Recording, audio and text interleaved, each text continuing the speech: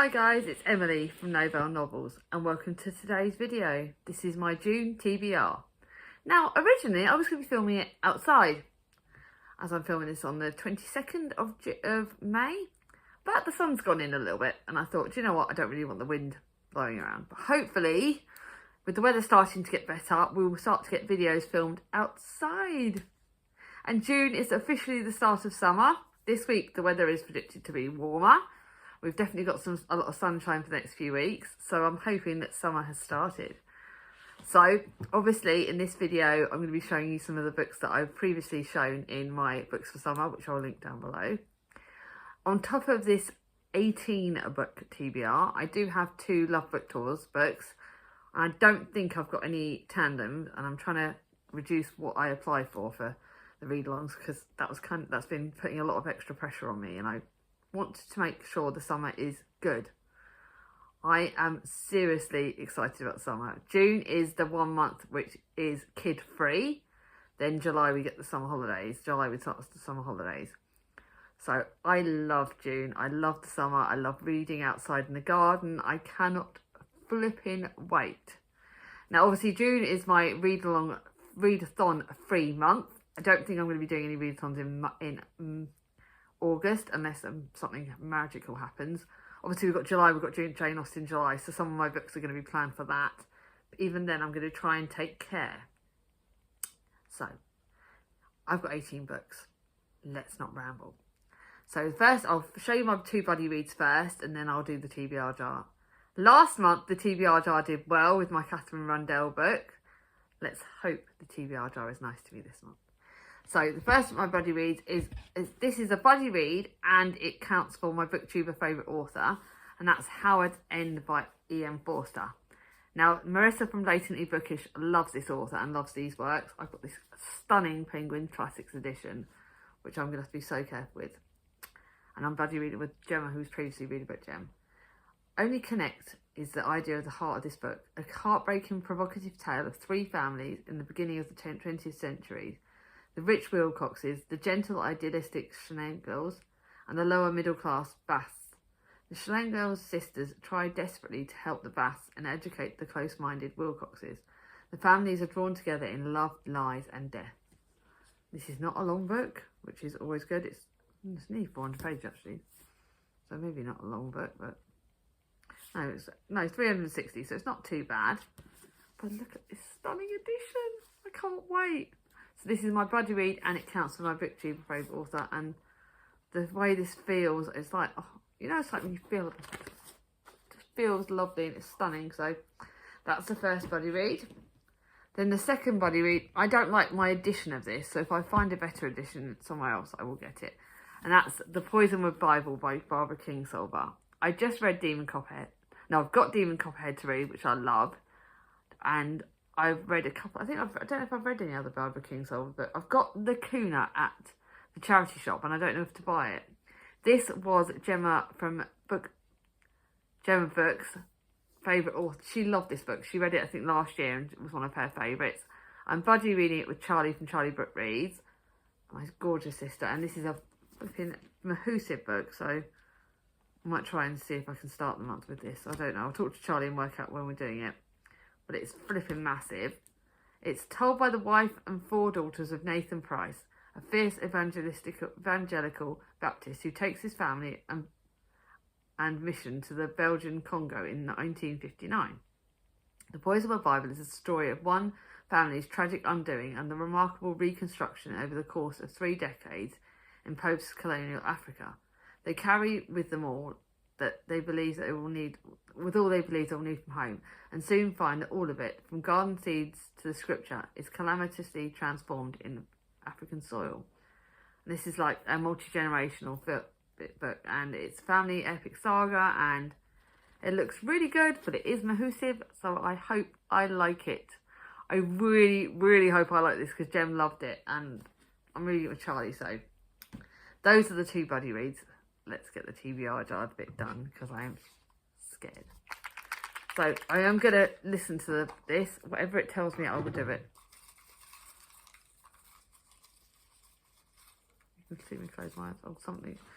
Okay, I've got no idea. Oh, so that had Moby Dick, because I didn't get rid of Moby Dick. So, okay, I didn't get rid of Moby Dick. So let's find out another one. It's a good job I did get rid of Moby Dick. Right, it's another classic, Lark Rise to Candleford. Okay. That's actually the top of the pile, which is quite weird. And that is Lark Rise to Candleford by Flora Thompson. This has been on my shelves for ages. It's 3 stories, so even though it's a big 500-page book, it's three stories in this. So it's got this, my edition's got Lark Rise, Over to Candleford and Candleford Green. And it's by Flora Thompson. I've had this book ages, so I hope I like it. The story of 3 closely related Oxfordshire communities, a hamlet, a nearby village and a small market town. The Immortal Trilogy is based on Flora Thompson's experiences during childhood and youth. It chronicles May Day celebrations and forgotten childhood games, the daily lives of farm workers and the craftsmen and friends and that relations at the end of the last century, so it could be good. Let's hope I like that. So that's that one done. Let's hope I like it. I've still got so many books.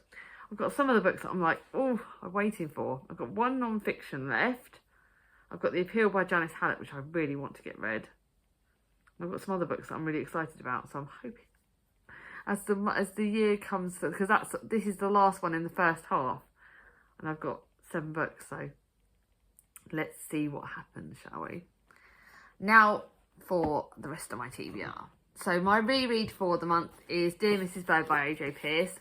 This was a favourite of a few years ago, and her latest book, Mrs. Porter Calling, is coming out I think that's coming out the day that this video goes live, and I've pre-ordered it from Waterstones because I want to get my Waterstones points, and I'm going to be reading that in July, probably July or maybe August, because I want to read the Yours Cheerfully. So it'll either be read July or August. And this is Dear Mrs. Bird by AJ Pearce. So yeah, I think I might read it in August. And this is the first in that series. I thoroughly love this book. It is it's not a long book, which I love because it's only just over 300 pages. But it is, actually, you never know, I might read Yours Cheerfully at the end of this month. I don't know.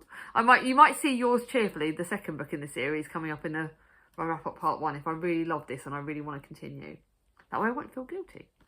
And this is set in 1941, and it's among the falling bombs, Emmeline Lake dreams of becoming the fearless lady war correspondent. Unfortunately, Emmy instead finds herself employed as a typist for the formidable Henrietta Bird, the renowned agony aunt for Women's Friend magazine.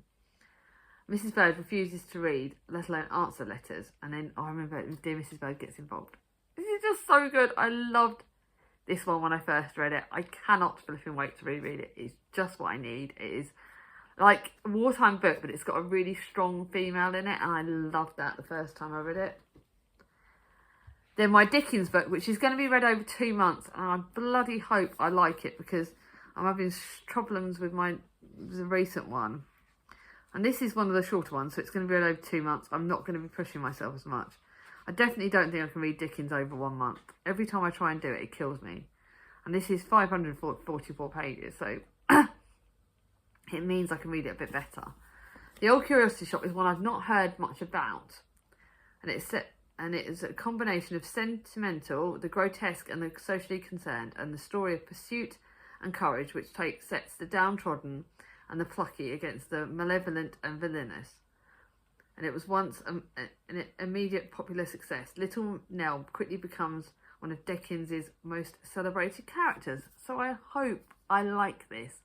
I hope I get on with it. I am nervous, but after the way this month's going, and I've had so many bad Dickens, so I'm hoping this one's a success. Then I've got my book that's the last in this series, the Why Mummy Sloshed series. And this is because the bigger the kids get, the bigger the drink. And this is the last in that series. It is again a reread, but I love this series so sodding much. It is not one of these series that gets portrayed like this. It says this mum blames her kids for everything, because she doesn't. But she really portrays motherhood in a very real way. Like, the kids drive you bloody mad, but you do love them. And the lessons of parenting as the children get older. What do we give into? What rules? How do we sort of follow our parents' lead, and what do we do differently? And this is something I'm definitely noticing as Mia and Thomas get older, what I want to do differently and what I want to copy my parents. And I really love this series, so I'm looking forward to, this will be a good fun one to read when I need cheering up. Then for the FOMO book club, which is run by Gemma Books, Alice in the Giant Bookshelf and Jack from Spread Book Joy, I'm finally reading The Dance Tree by Kieran Millwood Hargreaves. I got given this by the lovely Ange from Angie's Book Shattered last year for my Christmas, and I know I could have had the paperback, but look how stunning the hardback is. It's stunning. I really get torn between getting the hardback copies and getting the paperback, but it's just stunning. I love it. I love it so much. This is partly fiction and partly non-fiction, and it's one of her adult books. In Strasbourg, 1518, in the midst of a blistering hot summer, the lone woman begins to dance in the city square. She dances for days without pause or rest, and she's joined by hundreds of others. The authorities declare an emergency. Musicians will be brought in to play the devil out of these women. But just beyond the city limits, pregnant Lisbeth and her mother-in-law and her husband attending to the bees that are their livelihood. And then, as the dancing play begins to gather momentum, Lisbeth's sister-in-law, Neth, returns from 7 years' penance in the mountains for a crime that no one will name. It's a secret that Lisbeth is determined to uncover. As the city buckles under the beat of 1,000 feet, she finds herself thrust into the dangerous web of deceit, clandestine passion, and she's dancing in a dangerous tune. I can't wait to read this. It's so gorgeous. Oh. It's one of those books I'm hugging because I love it and I think it looks gorgeous. Then for one of my books this is in my books for the summer. This is Carrie Soto is Back. I thought I would read this when Wimbledon's happening in the UK, which is a tennis event, and that's happening over the June, July. So I'm going to save this for the second half of the month. Carrie Soto is Back, and it is one of Taylor Jenkins Reid's it's had very, very mixed reviews. Seven Husbands of Evelyn Hugo is one of my favourite books of ever. I loved Malibu Rising. I liked the Doodah one. I liked another one of hers. And I've loved so many of her books. Daisy Jones and Six I liked. I found that a little bit challenging, but this has got a lot of tennis in it. So some people have loved it and some people haven't. Again, my copy is stunning. It is about, I did talk about it a lot in that video that I did about the summer books. Carrie Soto is fierce, and her determination to win at any cost has not been made her popular. But by the time she retires from tennis, she's seen as the best player the world has ever seen. She's shattered every record and claimed 20 slam titles. But then something caused her to have to go back to doing it. And at 37, she's going back to retirement and being coached by her father for one last time. It has had mixed reviews. It is a gorgeous edition, and I'm hoping I like it. Now, to another book that I am so excited about. It's Paige Toon's most recent book. Chris got me this gorgeous edition from Tesco's, and it's got the yellow. Apparently this will break me. Apparently it's going to be very emotional. Neither of them expected to fall in love, but sometimes love has other plans. When Ren realises her fiancé is in love with someone else, she thinks her heart will never recover. On the other side of the world, Anders has lost his wife 4 years ago and is still struggling to move on. Ren hopes that spending the summer with her dad and her step-family on their farm in Indiana will help her to heal. There, amidst the cornfields and fireflies, she and Anders cross paths and their worlds are turned upside down again. But what Ren doesn't know is that Anders is harbouring a secret, and that if he acts on any feelings he has for Ren, it will have seriously fall out for everyone. Oh my God. I love Paige Toon's books. You know she's my favourite author ever. I really am. It's so hard. I think I'm going to start this book. You know how I'm like, say some books I'll save for the second half. This isn't going to get saved. It could potentially be the first book I read. And I'm looking forward to seeing if there's characters from our other books that are going to appear in this. I don't know. I don't know any spoilers. All I know is I can't wait to read it. Then another book that's on my summer books, and this is The Paris Secret by Kat. And this is, I think this is historical fiction. It's a mixture of contemporary books. Stunning book by Karen Swan. Again, she's another author that I've been very hit and miss with. Somewhere along the cobbled streets of Paris, an apartment lies thick with dust and secrets. full of priceless artworks hidden away for decades. When high-flying art agent Flora is called in to assess, she suddenly discovers treasures. And it's exciting. Don't know too much. It's actually, I've got 2 Paris books this month. I'll tell you the other one soon. But that's the first of them. This book video is going to be long, so I can't really talk about them too much. And then another book that's for the summer, And Now You're Back. And this is set in one magical night in Venice. Dee Dee fell in love, and Now You're Back by Jill Mansell. An old spark is still there, but Dee Dee's determined to ignore it. As a manager of a stunning Cotswold hotel, she's happy at last and soon to be married. Anyway, Shay isn't staying. He made a promise to his father. He's going to keep it. Then he'll be gone. Romance, summer, looks good. Then a book another one that will probably get read. I can't see me leaving this one either. I think Carrie Soto is going to get left. And maybe I'll leave The Dance Tree. But this is actually, no, I will leave this one because this is Elaine Everest's book. But it's kind of like a prequel. It's not like following on the series because it's about Elizabeth Billington, Betty Billington, who we actually see in all the other books. And this starts way before the Woolworths Girls series in Ypres in 1917. And Elizabeth Billington is 17 years old. And it's her story. It's like a sort of almost standalone that's connected. And then Charlie Sayers, like she's engaged to be married for Charlie Sayers. And then something happens and she starts in the Woolworths, and it's that sort of book. And my mum liked it. She didn't. I don't know if she loved it as much as the other ones, but this is like almost like a prequel to how she meets the other. Read the early chapter in the life of Betty Billington and follow her journey before she arrives at Erith's store and meets her fellow Woolworths girls. So this could be good. Really looking forward to it. Now, my non-fiction for the month is a book by Alison Weir, The Catherine Swynford, the story of John the Gaunt and his scandalous Duchess. So this is a prequel almost to the Tudor books, and Catherine Swynford was the mistress and later the wife of John the Gaunt, the Duke of Lancaster. Her charismatic lover was one of the most powerful princes in the 14th century, and Catherine was renowned for her beauty and regarded as enigmatic, intriguing. This actually got some pictures in it, which looks. I remember I bought this in a charity shop not far from me, but it's got some pictures. It's not too long, but it's quite a non-fiction book. So I wanted to, now that I've finished the bloody Tudor Queen series, I wanted to read some non-fiction books. Then a book that I have been desperate for, and the one I bought this year, it's newest release, and this is Blood Mark by Tracy Dion. Now, Kia from the Killer Scrivener has read this recently. I think she loved it, and some other people have read it. And this is the sequel to Legendborn. And it's really good because it's like got a bleeding black character, and it's the shadows have risen and the line is law. All Bree wants is to uncover the truth about her mother's death, so she infiltrated the Legendborn Order. But the ancient war between the demons and the Order is rising to its deadly peak, and Nick, the Legendborn boy Bree fell in love with, has been kidnapped. The regents who rule the Order will do whatever it takes to hide the war, so Bree and her friends must rescue Nick themselves. Will I be able to wait on this one? I don't know. Can't bloody wait. And then I'm still keeping to the whole rule that I'm going to read a thriller every month. I'm still keeping to what I did last year, like thriller and non-fiction. And this is Watching You by Lisa Jewell. She is one of my authors that I've enjoyed thriller works. They're quite spooky. You're back at home after 4 years of working abroad. You're keen to find a place of your own. But now you're crashing in your big brother's spare room. And then you meet the man next door. He's the head teacher of a local school, twice your age, extraordinarily attractive.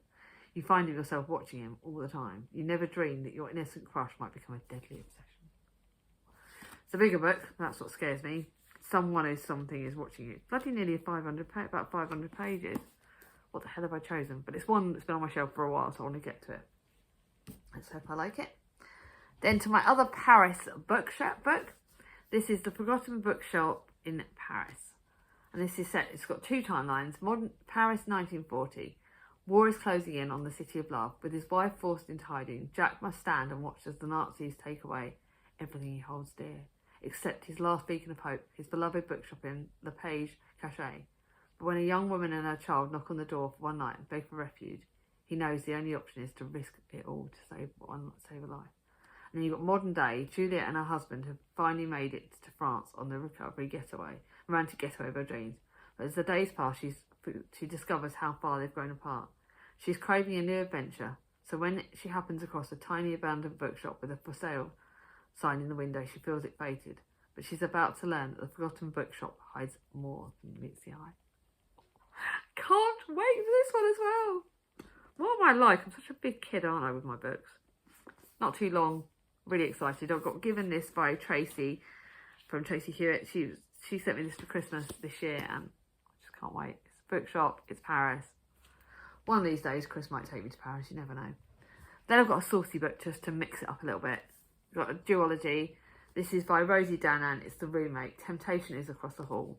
Danny from Danny's Book World says this is very saucy. Clara Wheaton is a consummate good girl, overachieving, well-mannered, utterly predictable. When her childhood crush invites her to move cross-country, the offer is too good to resist. Unfortunately, it's too good to be true. Suddenly, Clara finds herself sharing a house with a charming stranger. Josh might be a bit too perceptive, not to mention handsome, for comfort. There is a good chance he and Clara could have survived sharing a summer sublet if she hadn't looked him up on the internet. Ooh, exciting. Looking forward to that. And then a book that I got sent by the publishers last year. Should have read it straight away. It's a proof copy. I got sent it by the lovely people at TBR Publishing. I do not have a clue why I've not read this, apart from the fact it's massive. But I should have read it straight away because I got the proof copy. It's Other People's Husbands by Elizabeth Noble. This summer, discovered the emotional new page turner, so it's actually a year old now. A group of close friends, their bonds formed at the nursery gates 2 decades ago, have celebrated, commiserated and grown together. They thought they knew each other so well until the affair. Now a crack appears in everything. Could one betrayal really destroy it all? It was actually released a year ago and I have not read it. I'm really sorry, guys. I should have read it, but I'm looking forward to it. So that's the books that I've chosen for June. I am super excited by all of them. Slightly nervous by a couple, but I will do it. And what do you think? Which ones of these books do you think I should prioritise? Which ones are you super excited about? I can't wait. Let me know. Also, let me know in the comments down below what books you're excited about for June. If you like this video, give it a thumbs up. If you're new to my channel, not subscribed yet, bring on my ding-a-ling. And I'll see you all soon. Bye-bye.